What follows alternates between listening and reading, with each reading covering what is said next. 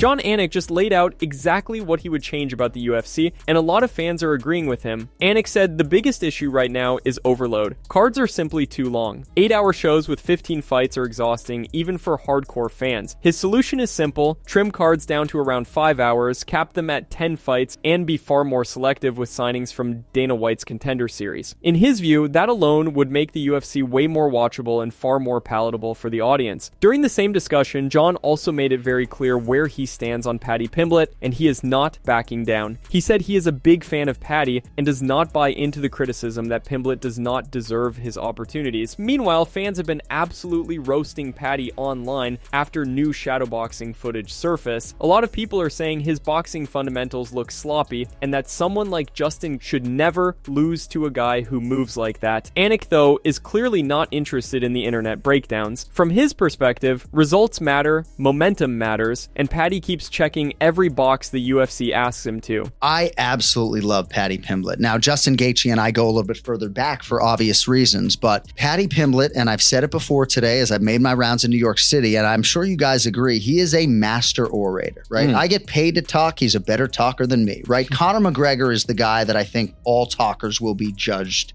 by. But you can ask Paddy Pimblett any question, right? And you're getting an authentic, thoughtful, comedic response that is magnetic and dynamic. Like, I'm all about the guy. I don't want to hear anything about his candidacy here. He's 7-0 in the UFC. He's a near 3-1 favorite to beat Justin. So lean into the betting line if you don't think he deserves the opportunity. The kid's done everything the right way. He could have got to the UFC at 21 years of age, could have come at 23, wanted to be a proper athlete when he got here. So I have no space, as you can tell, for Paddy Pimblett criticism, but Gaethje is a man who I'm very close with, and I'm excited to see what he can do with this chance against a guy who's favored to beat him.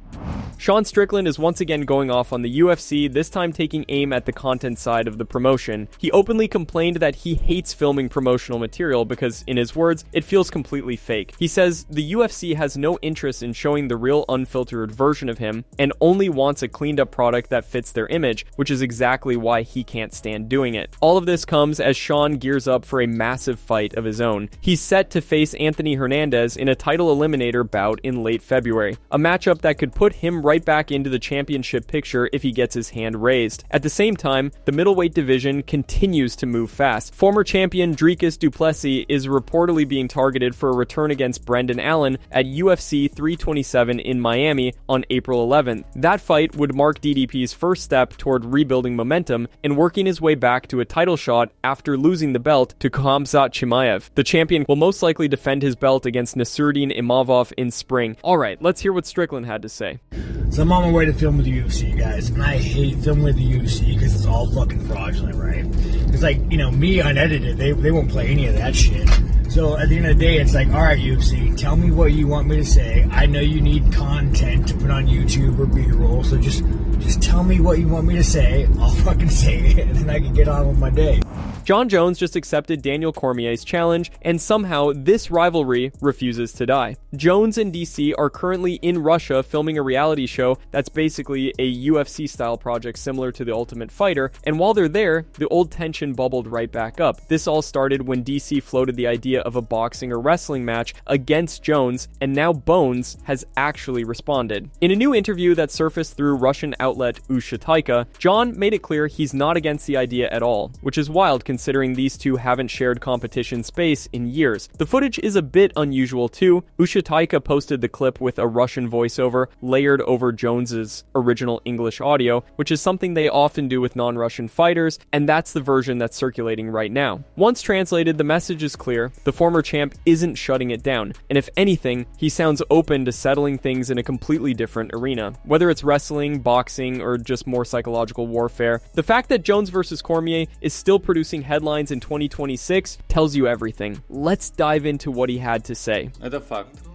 I was approached the other day about grappling DC for charity, and I said absolutely. Let's see what comes of it. Maybe even boxing. I would go 3-0 against him. In the past, he said he wanted to finish me at his house, but I already buried him twice in the octagon. The third time, I'm bringing a shovel. If I wrestle DC, it would be really interesting to see what actually happens. I can't definitively say what the outcome would be in pure wrestling, but one thing I do know is that I made him cry in front of the world. In other heavyweight news, with Tom Aspinall sidelined, the UFC is reportedly eyeing an interim heavyweight title title fight between Cyril Gane and light heavyweight champ Alex Pereira. Though nothing confirmed, some insiders have floated the matchup, and Alex has been aggressively pushing for a move up in weight. Aspinall himself has called it a good stylistic matchup in a recent video. If it happens, potentially as soon as March or for the June 2026 White House event, it could open massive possibilities, including Pereira chasing a third division belt. Alex has been hyping up a heavyweight jump, and even Jon Jones has teased interest in facing him, sending him a message on socials. I beat a lot of legends from your country, my friend. I know you'd love to avenge the boys, but boy, would you be a good one to add to my list. Be careful what you wish for. Trauma. Joaquin Buckley is turning up the heat on Shavkat Rakhmonov again, calling him out not just for a fight, but also over some recent racist remarks Rakhmonov made about Buckley on Instagram. The tension has fans buzzing, especially as Shavkat and his team continue giving updates on his recovery from injury, which has been ongoing since late 2025 and now spilling into 2026. Rakhmonov says he expects to be back in fight shape by late February or early March, though he's taking it slow after a long layoff. His coach, Eduard Bazarov, offered a more cautious timeline on January 14th, noting that 1 to 1.5 months of training won't be enough, and projecting a realistic return no earlier than April. Despite the downtime, Rakhmonov is keeping his sights on the title. He's previously fired back at critics, including Ian Gary, pointing out that he beat Gary while injured and dismissing him as a legitimate #1 contender. Clearly, Shavkat isn't in any rush to waste his comeback, and Buckley's repeated calls only add fuel to what could be one of the most talked about matchups in the welterweight division when Rakhmonov is ready to step back in. Now, let's dive into Buckley's interview. Every day is a struggle. I don't know. Hey, Mike, it's dry out here, bruh. You know what I'm saying? It's dry out here. I'm looking for some. I'm asking, I'm pleading. Oh, okay, yeah. I'm trying to get Shavkat. He calling me black boy every once in a while.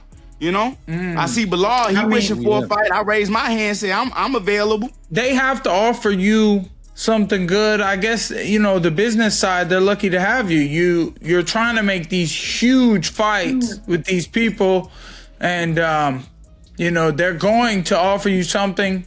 I don't know, man, but yet again, well, we on your platform right now. We promoting, and we consistently, being out there.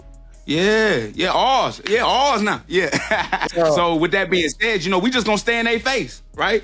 And cause we stay in shape. You know what I mean? We stay locked in. We don't ever get fat over here. So my thing is, I just do what I'm supposed to be doing and staying locked in when it comes to the training. And eventually, when my opportunity comes, we're gonna knock somebody out. That's it from MMA Psycho. Thanks for watching. Don't forget to leave a like and subscribe for daily MMA news.